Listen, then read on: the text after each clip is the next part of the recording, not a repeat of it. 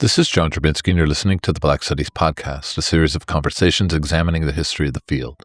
Our conversations engage with a wide range of activists and scholars, senior figures in the field, graduate students, and everyone in between, culture workers and political organizers, in order to explore the cultural and political meaning of Black Studies as an area of inquiry and its critical methods.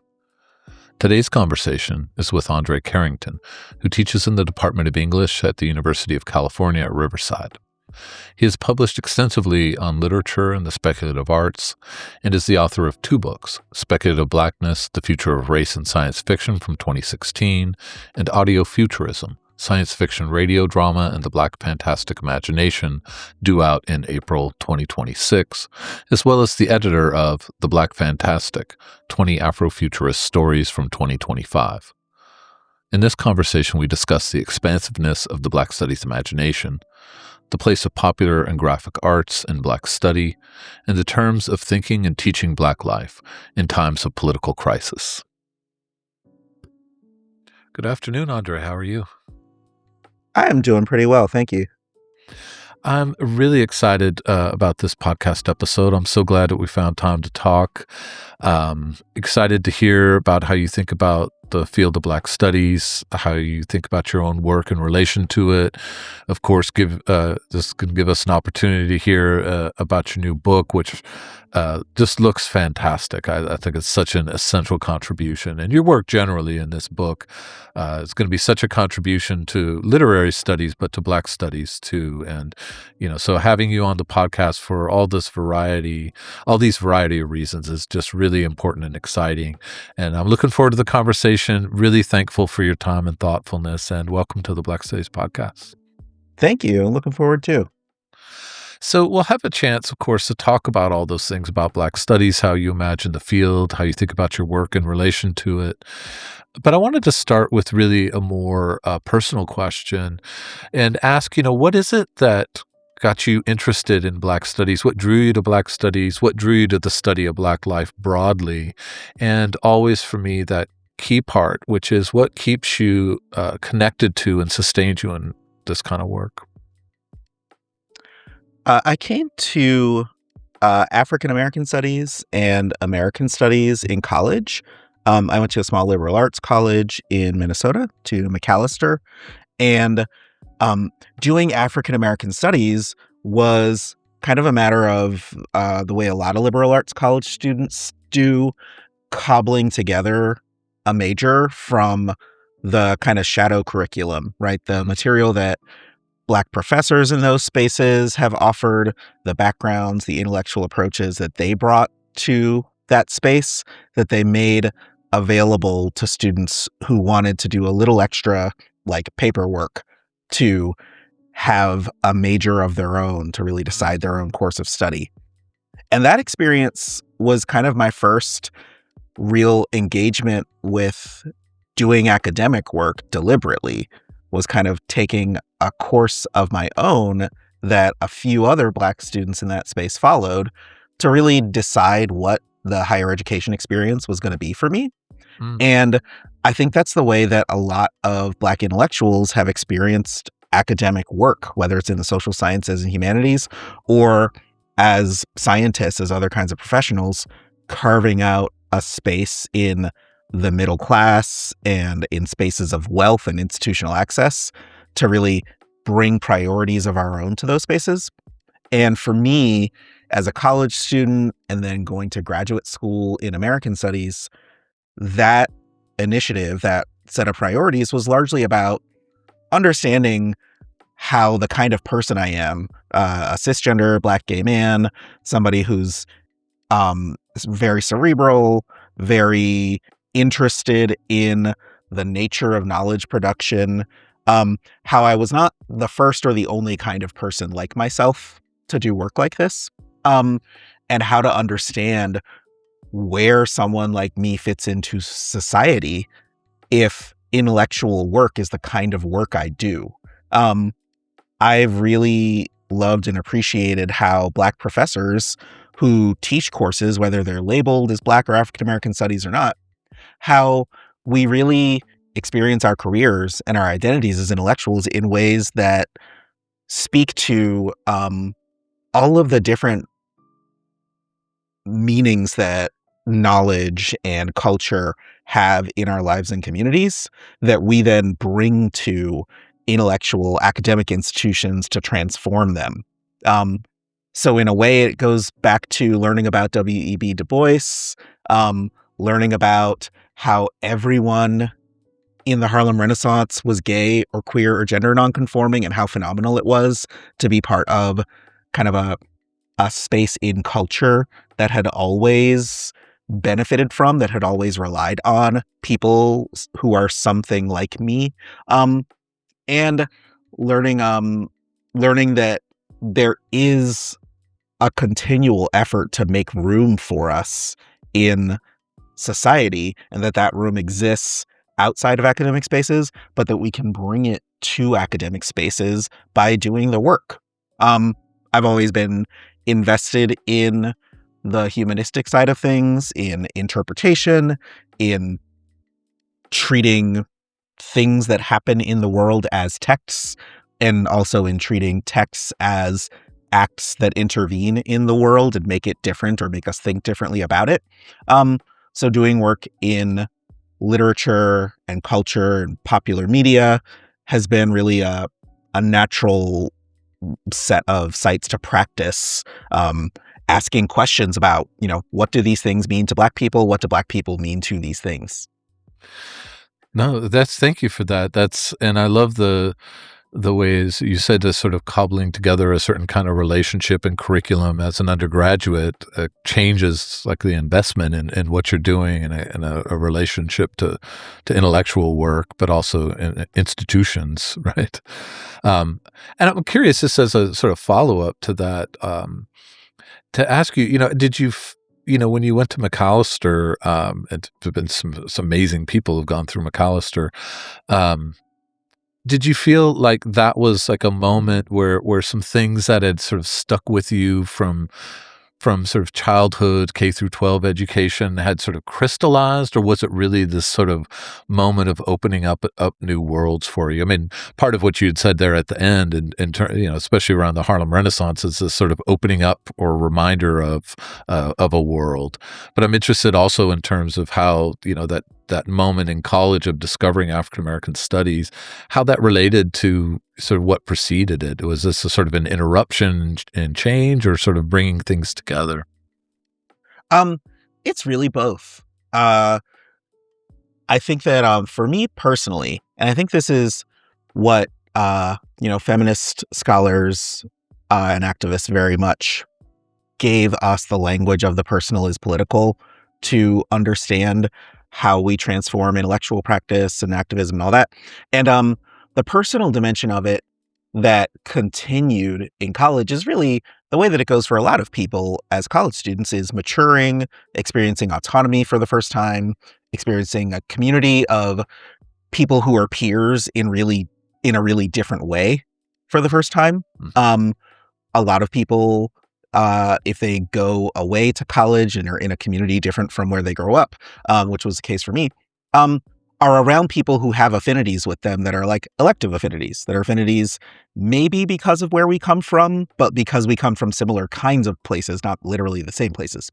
And likewise, affinities around what we are doing at that time, rather than what we have done before, what we grew up around and grew up doing. And experiencing those affinities in the space of education is how a lot of us form professional identities as we become adults. I think that for people who become Black academics and contribute to the big picture of Black studies, a lot of us experience college as social mobility. A lot of our experiences involve really experiencing the heterogeneity of Blackness in a different way, where we all come from different kinds of Black communities and family backgrounds, but when we bring them into dialogue and we're all kind of doing the same thing, we are bringing both what we are doing in college, what we are doing professionally going forward that is in common, but we're also bringing aspects of our experience that we share with the Black folks who did not go to college or did not go to those colleges. We're bringing the experience of being smart, college ready, prepared, privileged, and so on, to the extent that being included in those spaces involves negotiating privilege and mobility, but we're also bringing all of the things that traditionally operate as obstacles to participating in those spaces. And I think that when we experience those things together in college, in graduate school, as professors who today still are diversifying a predominantly white profession that inherits its customs generationally and continually struggles to keep us out, um, we're bringing that experience to kind of uh, spaces where it hasn't fit, where it hasn't uh, made a home for itself just yet. Mm. And that shared kind of pushing the boundaries, and also shared investment in continuing to make space, continuing to make room for people who come after us, is something that I know I share with a lot of people who have engaged in this work before, both in my own sort of discipline of American studies, which has had to transform its meaning of American in all kinds of ways over the decades it's existed, and in the discipline of English, where I work now, that has had to really reckon with, what concepts it relies on, what texts by which people it prioritizes sort of knowing and transmitting knowledge of through time and space. All of those shifts have required really the active participation of Black thinkers. And we have come from so many different places to do it. Mm-hmm. Thank you. I mean, you really articulated with such texture there among many things, both the insurgent and really interruptive power of Black study in the academy, right? Of not just being a sort of alternative discipline or area study, but really as disrupting all of these deep habits, as you said, around, the concepts that we use, what the American and American studies means, how literary studies is going to be not just composed in terms of canons, but also in terms of methods and key concepts. Yeah. And publics too, right? Like a big part of the Black intellectual tradition and just of Black study institutionally, and African American studies and Black diaspora studies institutionally, is a different relationship between scholarship and its publics that stems in part from different publics. Mm-hmm, mm-hmm. Well, let me follow up on that also with this second question. I think it sort of you led us right to it, is just how to think about Black studies. I'm interested in what that portrait is that you work with, and I always ask this in the context of its origin story, which is an origin that has a tension from the very beginning, and that's that tension between the demand that students made that there be a place on campuses to study Black life, that disciplines had not done this adequately, if done it at all. Black studies was going to be and has been that place on campuses and in the academy. So that commitment that we inherit today as the study of the intellectual tradition, right, has its roots really in the founding of the field. But the other root at the founding of the field was this radicalization of Black liberation struggle that had really contested the boundaries between study and activism, between campus and community, between books and ideas, and prescriptive politics and mobilization. And I think we inherit that in Black studies as a political imperative and a political commitment to forms of community and liberation struggle. And I never want to call that a contradiction, but there's a tension between those commitments in Black studies, between a certain kind of political vision of liberation and commitment to study of the intellectual tradition. And I think we all have to find ways to negotiate that in our vision of Black studies. And so I'm interested in hearing a bit about your portrait of the field, what you work with in relation to this, but also just in your own terms. It's a tension is a really good way to describe it. I think the more I do it, like the more experience I have of Black studies and Black intellectual being like a job description, the more experience I have, the less tense it makes me personally, but the more Interesting. awareness I have of the tension that's like structural.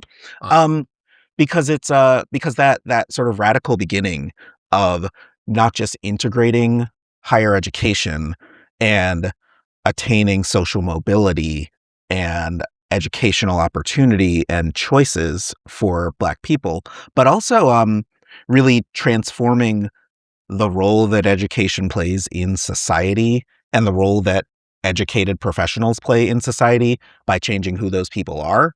Um, that tension is really palpable at every level. Um, it's very much built into the kind of foundational notion in the intellectual work that because I'm teaching an African American lit survey right now, I go back to like the texts I teach my undergrads.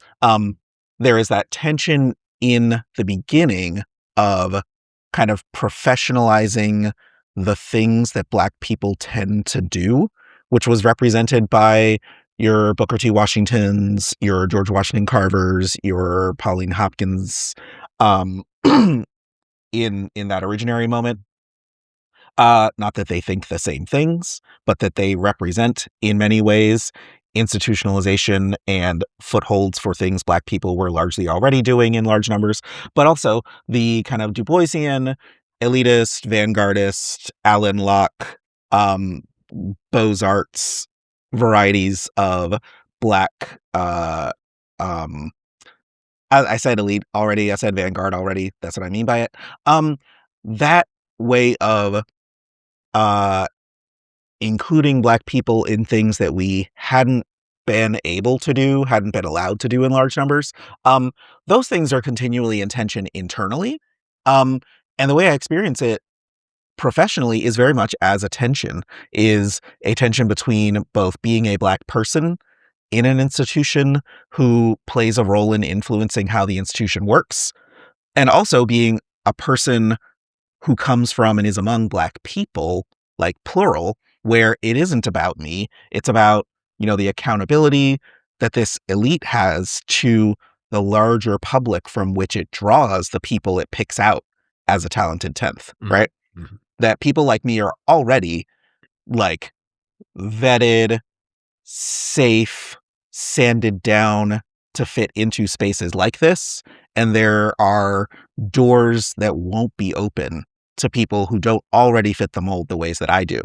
And the more I do work like this, the more aware I am that um, that comes with, kind of educating the institution itself and transforming the role that the institution and its priorities play in society so that it does less of that exclusion, less of that filtering, and does more of that like fitting into the society it's a part of, more functioning in tandem with the society instead of as this thing that separates itself. Um, for me, that's very much about kind of you know, there is a long tradition of, say, people who are more like me, more like your Du Boises, more like, oh, smart kids who come through predominantly white institutions and spaces and do elite things, and become included in spaces like this.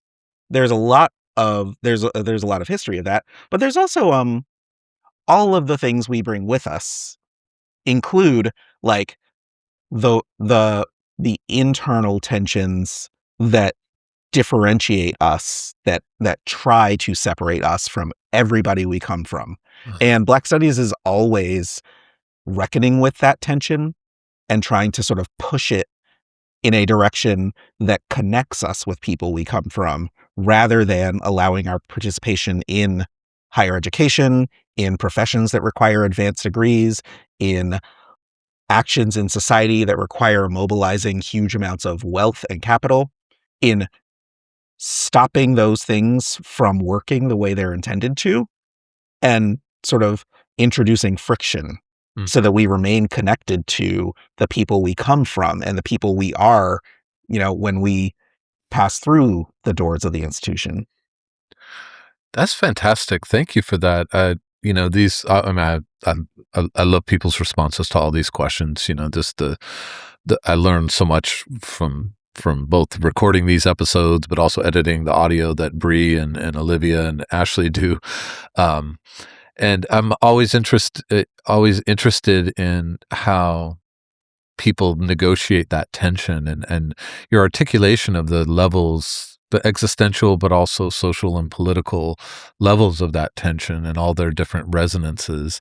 That was just really brilliantly put. Thank you for that. I really like that. There's a lot to think about in that. The people listening, they're going to take a lot home with them from what you just said. I'm really happy to ask the question and hear those thoughts.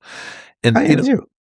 and so, I think, also, you started to talk a bit about your work, and so I'm interested to then turn the question back to you and your work in relation to Black studies and this vision and project that you've outlined, understanding the work between, again, this really interesting, the work between the kind of people that we are, where we come from, and the complexity of that, and the complexity of the texts we engage with.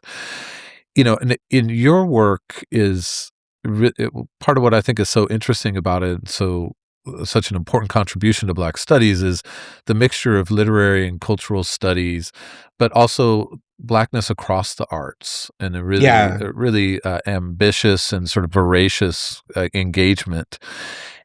And I'm interested how you think about your work in relation to the past of Black studies. Sort of how does it fit in the tradition, but also what boundaries do you think it pushes? What new horizons do you think it opens up? Oh gosh, I'm so excited to think that work I do opens up new horizons. That's like it's so gratifying. Um I definitely saw where work I was doing when I did my dissertation that became eventually the book Speculative Blackness, and work I've done since on comics, um, work I've done on queer studies, often about comics, um, and work I've done on other media since then. I've kind of seen it, I think, the way a lot of Black literature scholars do, which is kind of rejecting canon formation and thinking about how can we learn from other kinds of texts? How can we learn from texts regardless of whether they belong to or even acknowledge or directly encounter canonization as a priority?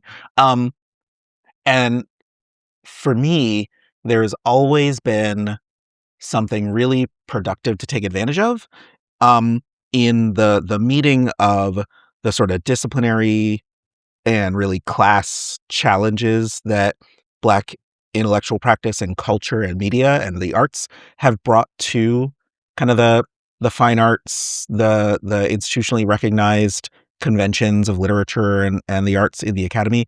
There's been a really constructive meeting between that kind of challenge that Black folks have brought and the kind of challenge that popular culture scholarship and media studies and audience studies have brought. And they have not typically been having the same conversation. They've been having different conversations kind of about related challenges. And the acts that I ground really hard in Speculative Blackness was these things are not like each other, but they are related. Mm. And we can work hard at understanding what to do with their relationship. We can make their relationship more functional. The relationship between challenging the racism of cultural hierarchies and challenging the sort of elitism and anti-intellectualism of cultural institutions. We can make the relationship between those challenges more constructive if we listen to Black people. Um, Mm. and that is often the thing that gets out of sort of the notion of listening to the audience is the notion that the audience is Black folks. And the notion of expanding the audience, the question of how to expand the audience to me begins with, is the audience segregated? Right? Is the audience stratified in part by different relationships to the work of representation, to who can do the job of being an actor or a writer or a director or a Foley artist or a musician, and what music do they play? What dances do they do? What voice do they speak in? What vocabulary and vernacular do they bring to the textual dimension of the art form? What, the excellent Marlon Riggs kinds of questions. What color are they to your eyes, and what color shows up on film and on screen? Mhm. That the work of being a person has to inform the work of making culture. And to me, it has always been so necessary to just kind of braid those concerns together. Um, I've seen really excellent work emerge in the study of audiences and fandom and popular media reception. Alfred Martin is a scholar whose work I've gotten to know better and who I've gotten to be in dialogue with a little bit, who does just such fantastic work that is like just laser focused on what it means that the audience, when we talk about audiences plural and reception, giving the audience an active role in the shaping of culture and popular forms, that the audience includes Black people, because Black people are humans. And as any segment of the audience, we have distinct interests and experiences that we bring to the production of meaning. Likewise, I have seen LGBTQ cartoonists and practitioners in comics really do the work differently, in part around questions of sexuality, but often around the communities they come from, the people they work with, and the people who their stories are about, the people they draw pictures of. That all of that influences what we can say about the art form Mhm. and who it's for. In part through the notion that who participates in it really fundamentally shapes what it is and what questions we can bring to it. That's a long-winded way of speaking to the sort of journey through um, different art forms that I have had in my academic work, and it has grown out of kind of trying to, in part, account for myself as a viewer, as an audience member, as a reader, and as a critic, trying to think reflexively about that. How are Mhm. some viewers like me with similar questions in mind because of things we have in common? And how are most viewers unlike me because people are so different from each other and we're situated so differently? Mhm. Well, that was neither long nor winded. It was actually super interesting. I'm winded. It wasn't that long, but I'm winded. As listeners, we're not winded at all. Um, I just want to sort of say as a sort of side note, I mean, we're actually slowly building a decent number of people on the Black Studies podcast who've worked on comics. Um, Awesome. and I think it's so important because I think as you've articulated and other people have articulated, popular cultural forms like comics, right, are where real like political intellectual work and cultural work is done. And it is fascinating sort of in retrospect to think like, how is it that this didn't get treatment for, in any sort of sustained way for so long and is still, an emerging subfield, because this is something that, I had to go back to what you were saying before, like, a deep and textured version of, we all come from somewhere, right? And Right, right. that's the Black Studies is connected to that.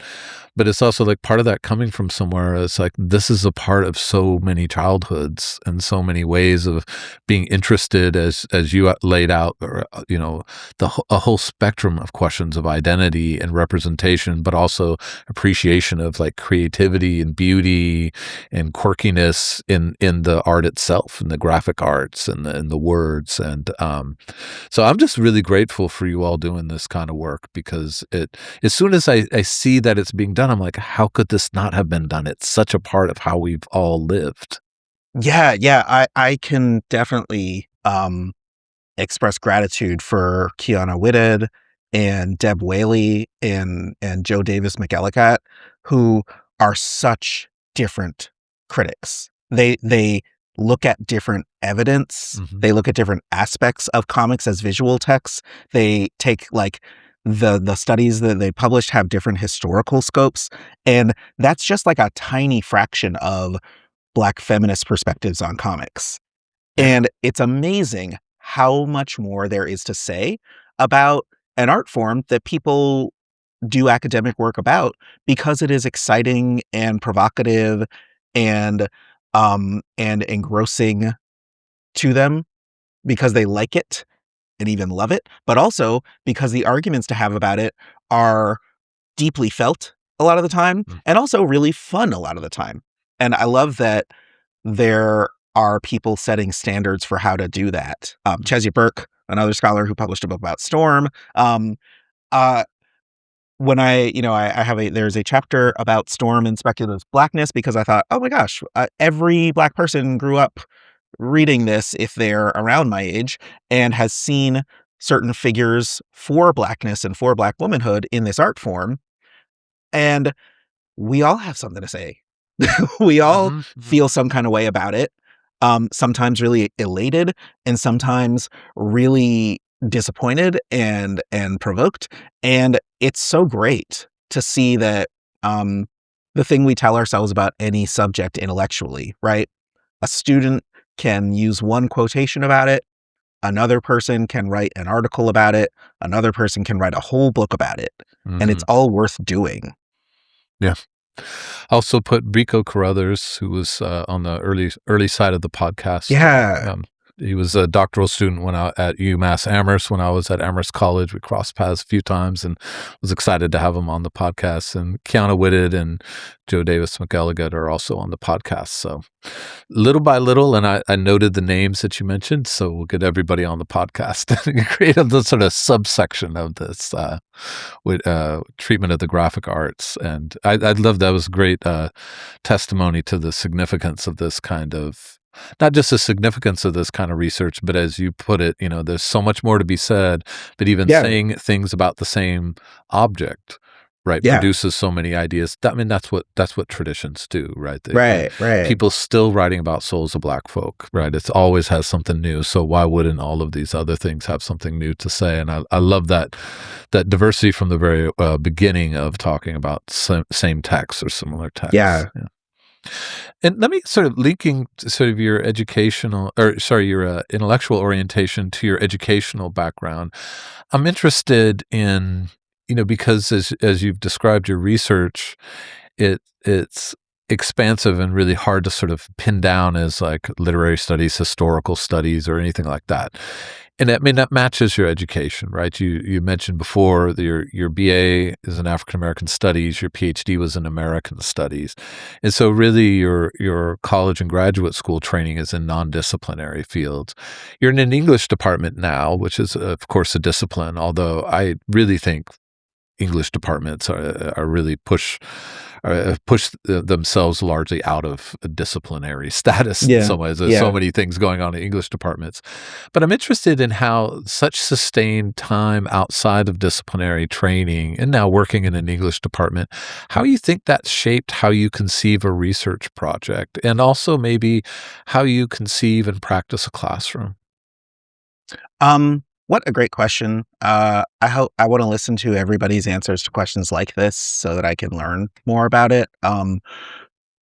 I often talk about English as like the prototypical academic discipline.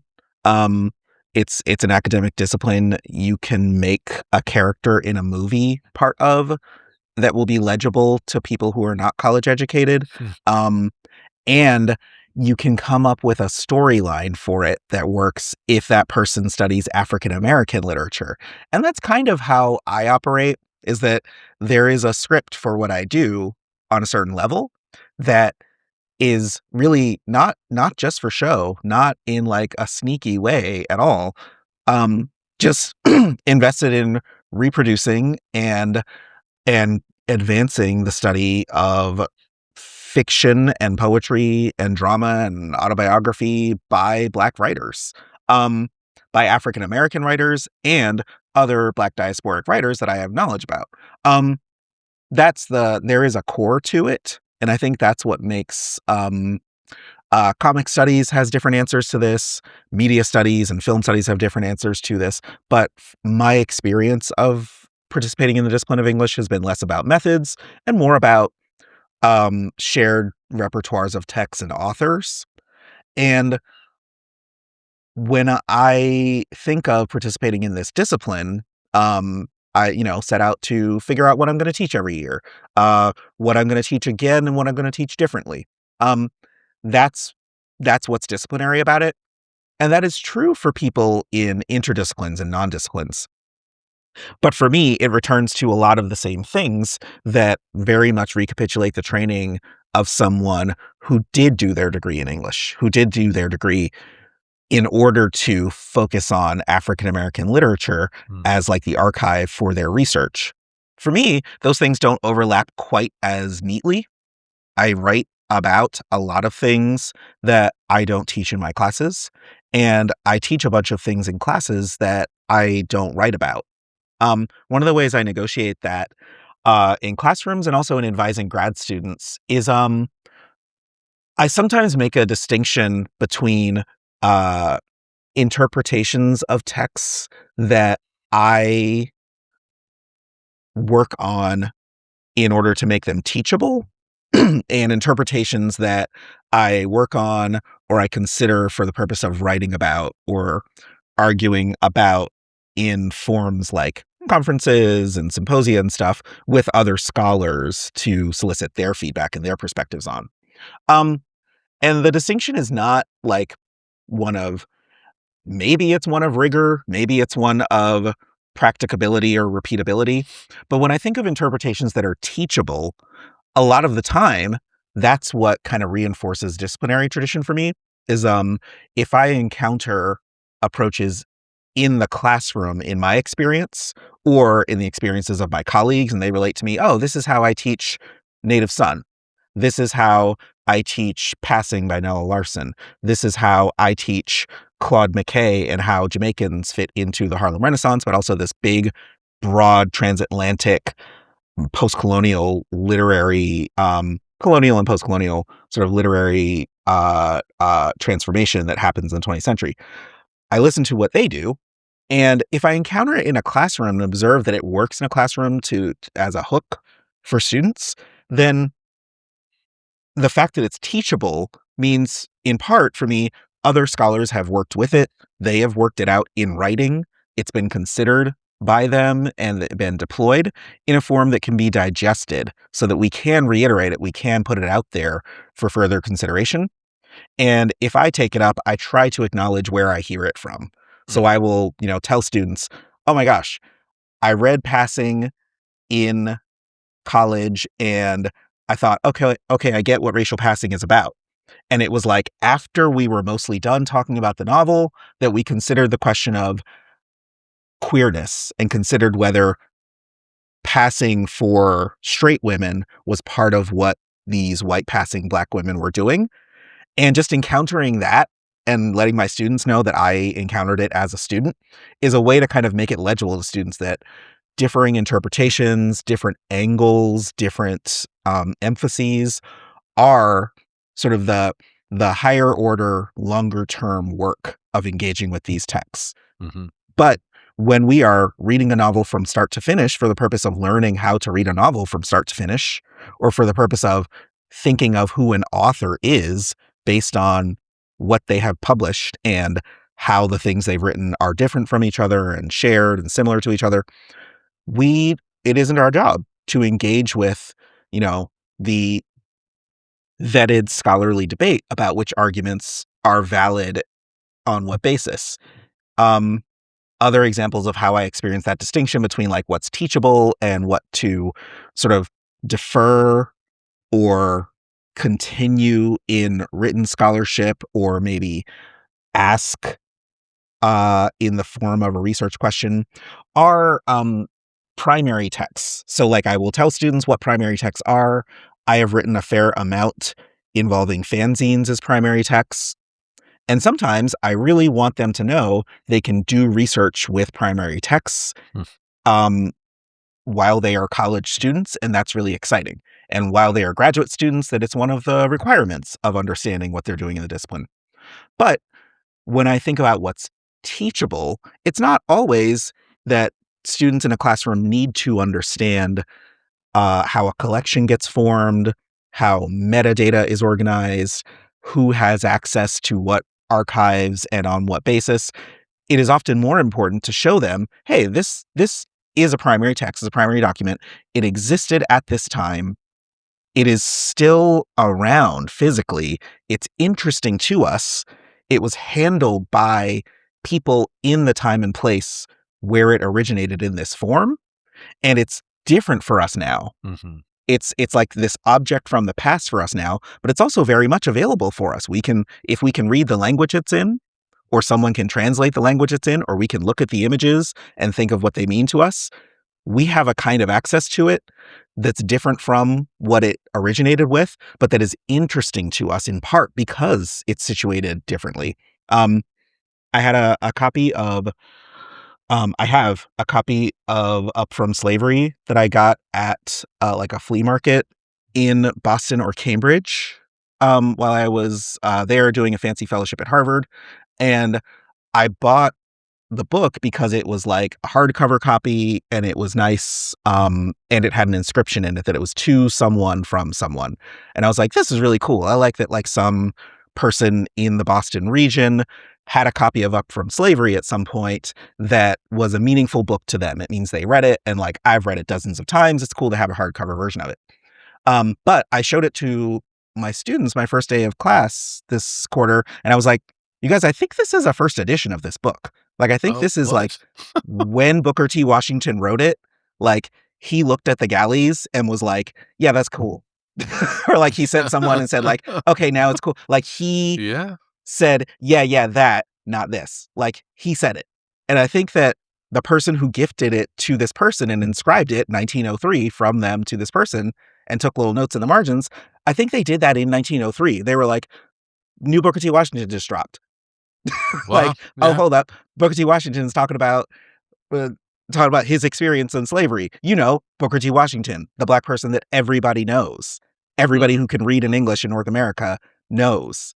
And I was like, wait a minute, I think this is the thing. And I asked my librarian friend, the special collections librarian that works with science fiction texts at UCR. I was like, isn't this probably like significant? It's not like a rare book, but it's a meaningful object. Yeah. And that's not for the purpose of like doing research on it. I could do research on it, or somebody could do research on like who bought this book, who was the person who inscribed it to the other person, did they take little notes on it, is it legit from 1903, or is there some other explanation? But for me, it's much more about like, here is a photocopied page from a fanzine. It really is the thing from 1967. Here is the book from 1903. This is what it looked like. People picked this up and, they picked up, that month's or week's issue of Harper's or whatever. They picked up the Atlantic and this essay was in it, and that's what they read. Mm-hmm. And we're still reading it. To me, disciplinary conventions get reproduced through practices like that, through continuing to return to things that people have done to make the classroom a space that holds that kind of memory and that kind of repeatability and futurity. And it's different in teaching from what it's like in writing and publishing and making arguments. It's just a different experience. So I'm not an envious person, actually, but my level of envy that you have a 1903 copy of Up From Slavery is pretty massive right now. Yeah. That's and just like, a bunch of people. That's wild, and I love your description of it. I have a first edition of In the Castle of My Skin, and I just had that moment. I was like, Lamming was writing this, thinking this is kind of one of the first shots fired in the very idea of the Caribbean literary tradition. He was like, we don't have one. I'm going to contribute to its first wave. And here I have a book, like you said, that just somebody was picking up and saying, oh, wow, a Caribbean writer. Yeah. I had one of the things that set me on my journey in American studies with Blackness at the center of it was reading Langston Hughes, his translations of Nicolas Guillen for the 1920s. And like, I borrowed a copy of Motivos de Son through interlibrary loan when I was in college, and it was, the copy from the first whatever edition it was, with the Wow. nice little like frontispiece and the cute like pattern in the interior cover. And it was like old, but not like crazy old, not like medievalist old, not like needs to be in a collection old. But part of it is just the experience that I think we have today as scholars, as authors, as artists, of saying like, I'm going to put the work into this thing, and whatever intervention it's eventually going to make in the field or in people's lives, I need to get this thing from my head, my typewriter, my computer, whatever. I put it in the library, put it in there where people can get it, put it in the bookstore where people can get it, send it to my house, right? Like Yeah. that experience still happens.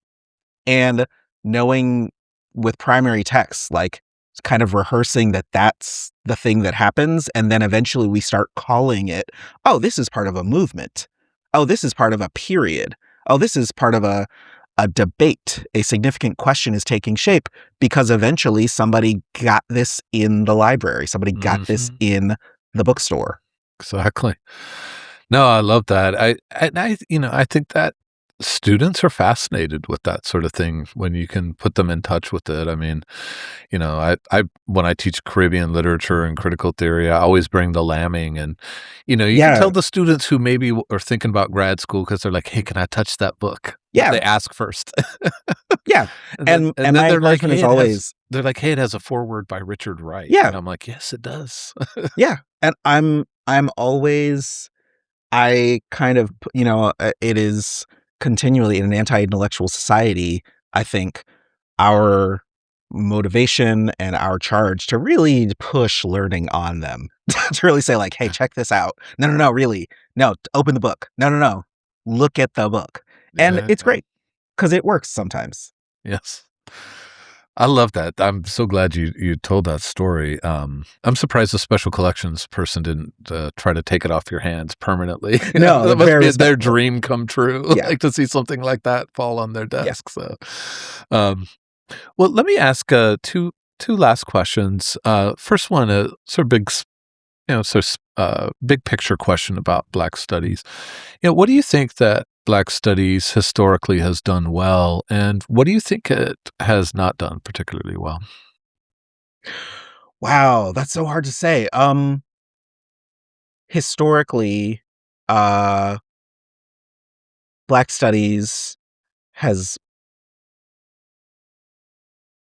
has opened a lane, I think, for scholars, critics, writers, students who would otherwise be just fully rejected from the institutions, from academic institutions themselves, or from the kind of professional classes that need these degrees to do the things that we go on to do with them.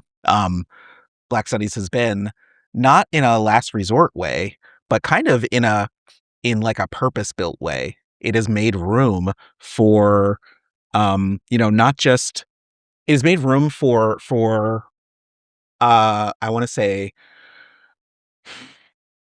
it didn't make room for Hortense Spillers, but it made room for the thousands of people for whom Hortense Spillers is writing about literature is absolutely essential, right?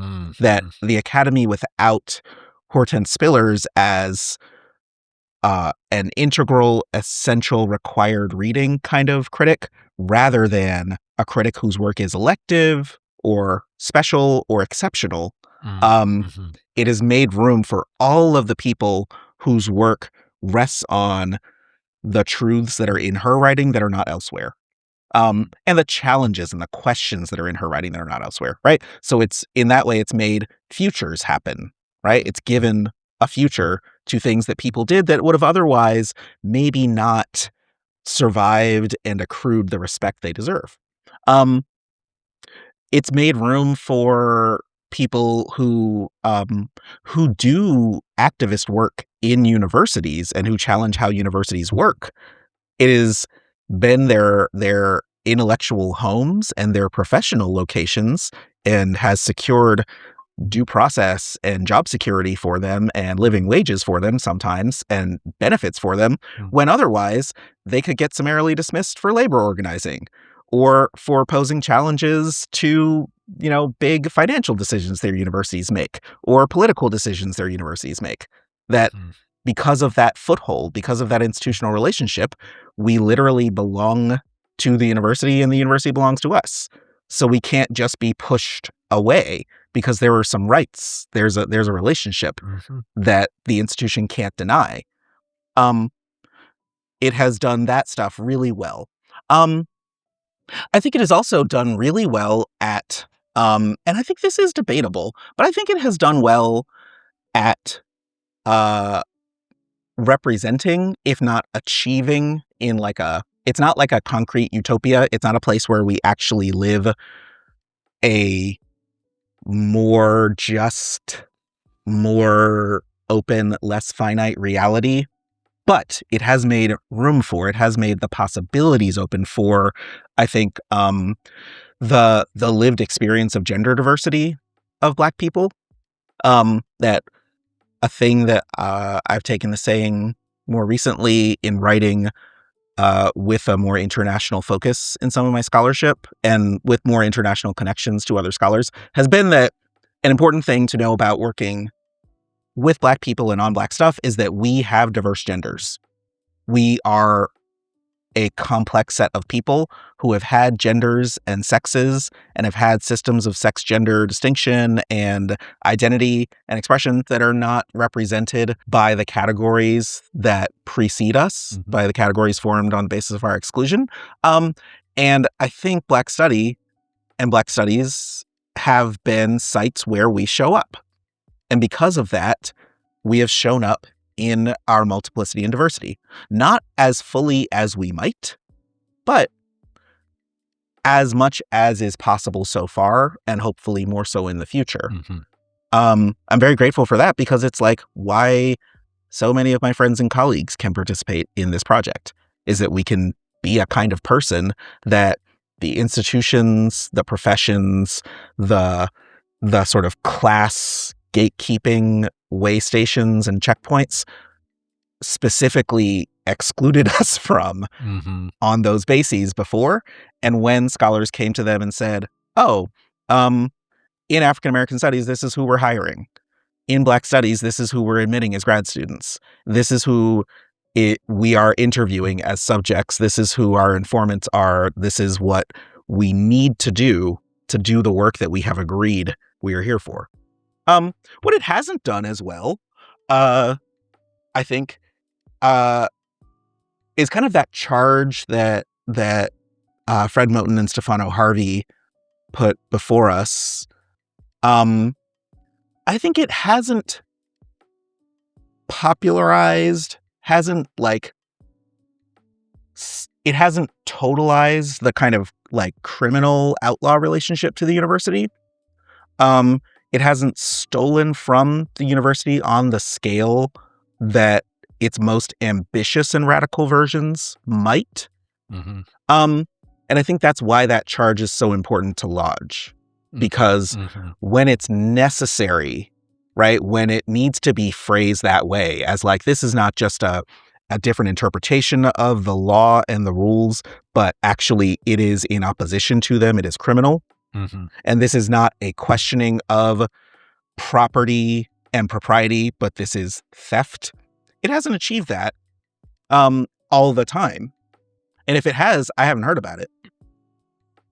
So maybe it's been more successful than I know. But I don't think it has been successful on such a massive scale that the conflict between what the university is and what Black study is as a project is as pitched as it would be if that theft, if that criminality were entirely successful. Thank you for all of that. Fantastic response. Really interesting. And, this end part, about what the field hasn't done as well. It's very interesting to me to be thinking about these kinds of things about, criminality or sort of outlaw feature and really oppositional feature of Black studies in relation to the university in a time of real Black studies crisis about, will the field even survive as part of a university over the next 5 years? And raising that question at this moment, I think, is both terrifying and absolutely essential. So I'm really happy to hear you raise it here towards the end of our conversation.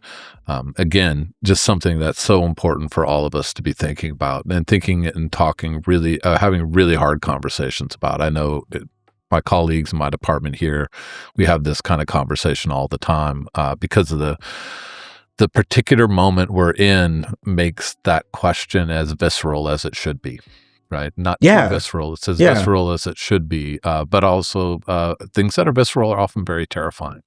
So exactly. Yeah. So a last question then for you, sort of thinking in a Black studies context, what's the question you would want us to all be asking, or the issue you would want us to all be thinking about? Great question. For me, I'm here in conversation with scholars most of the time about the things I spend the most time thinking about and working on. And that tends to be Black speculative fiction. It tends to be, science fiction and fantasy and horror and supernatural stories and imagery made by Black people. And I'm always interested in what those things mean to people. I'm interested in, on a basic level, I'm not so interested in like, do you like them? Do you think they're important? But I'm interested in like, what does this look like to you? Does this resonate with things that you're aware of that are meaningful to you? I'm always interested in those questions. I ask them because I feel like they're super important to me and super interesting to me. But I feel like they're instructive. We learn so much from them. And I feel strongly motivated to ask if I introduce something to people that they didn't know about before. This is a plug, the radio plays I write about in my book, Audio Futurism. If people don't know about radio adaptations of Black science fiction and fantasy novels or stories, or don't know about the fantastical, the supernatural dimensions of stories Black people have told in the art form of radio drama or in fiction, in performance, if people don't know about them, I'm interested in what it means to them when they find out. Does it augment what they think Black people are capable of? Does it change what they think we are good at? Does it disappoint them? Do they want more from it? Do they want more of it? Are they mad that they didn't know about it before? That is a reaction I think a lot of us have when we make certain like archival discoveries. It was a reaction that I think a lot of people had to the film Hidden Figures, right? Was, oh, damn, you mean human beings could be on the moon because of Black women? Why didn't we know this? Like, why didn't everyone know this? That reaction that was part awe and was part fury that we didn't all know it is one that I'm really invested in, which is why bringing new things to people's attention is really exciting. I likewise I pose questions like that. I put questions like that before people in the last article I published was about Black women as space workers. It was kind of in that Hidden Figures vein.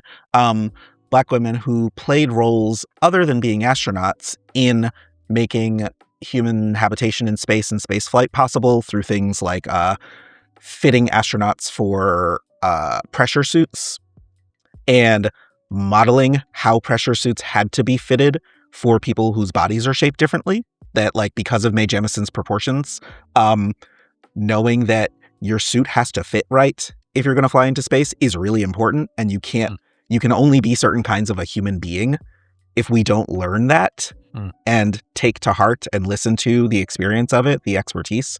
That stories like that, stories told through oral history, stories told as part of people's sort of professional memoirs, all that stuff that makes, the experience of being human what it is. I'm invested in bringing that to people's attention and finding out how it shapes their thinking and how it shapes their sense of what is possible for us, what our imaginations can do, what we can achieve in reality, how we can make the world more livable and better. Those questions are all in the material I study. And that's why I keep putting that stuff in front of people, is to get us to talk about it. What a wonderful place to wrap up. I love that, in the complexity of bringing new things to our attention, or putting new things in front of us. That's the passion, and I mean passion across all the resonances of that word, the passion of learning, right? That it's something that we both suffer, as you say, like fury, but also awe and curiosity and all of those things. And so I love that you brought us to that point, and that point of in your research. And for me, is sort of walking away from this asking, like, in what ways does that help me think about my own research? Like, what am I trying to show that's new, and what interests me in terms of people's responses? So I'm trying to wrap this up, but I'm also thinking really deeply about what you just said. I love that. Like I said, just really wonderful place to wrap up. And I'm so happy that we found this time, Andre. I mean, this has been an amazing conversation. I had really high expectations for it, and it's been much more than I even expected. So, this is a great conversation, a really important contribution to the series, and really unique contribution to the series. So thank you for that. And, I really just appreciate your thoughtfulness across this. Thank you. It's wonderful to talk with you about this stuff. All right. Well, you have a great rest of your day. Thanks. You too. All right. Take care.